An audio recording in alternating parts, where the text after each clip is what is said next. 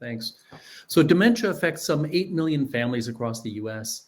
While the disease is devastating for the afflicted loved one, it places huge burdens on family caregivers, often called dementia's invisible second patients.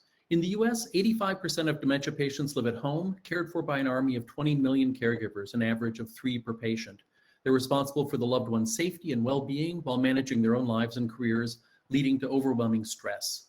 18% of spousal caregivers will die before their loved one. Many others suffer from stress-related illnesses that can make it ever harder to meet their obligations. Monitoring devices can help. The problem is that existing solutions are tied to the unreliable technology of outdated single-purpose devices.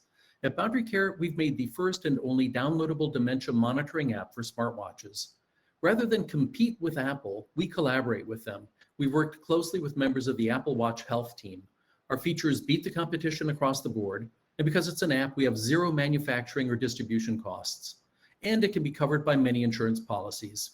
Here's how it works. A loved one wears an Apple Watch and no other action is necessary.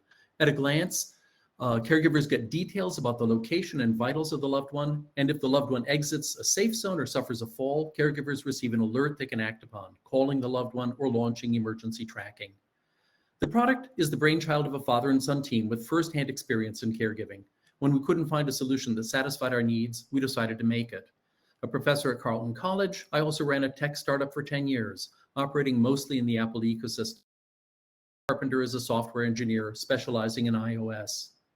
Our go-to-market strategy involves contracts with insurers and large caregiving organizations, and it's already happening.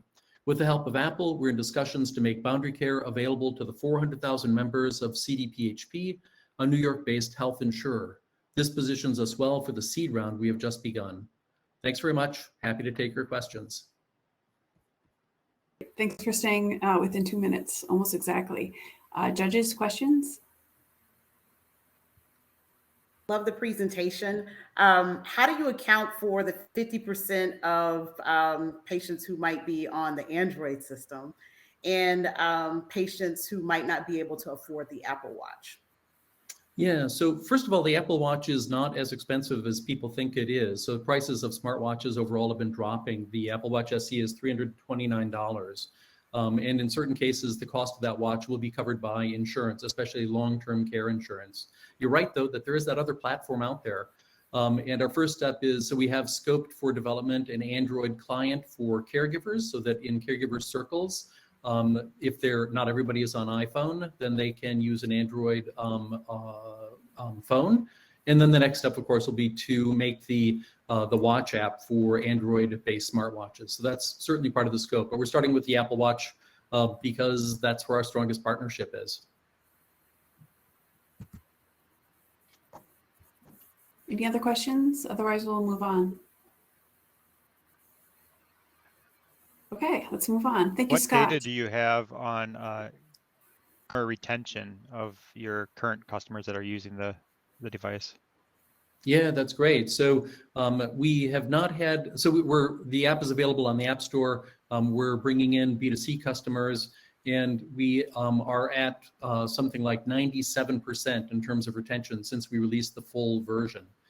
People can subscribe monthly or take out a 3 or a 6 month subscription.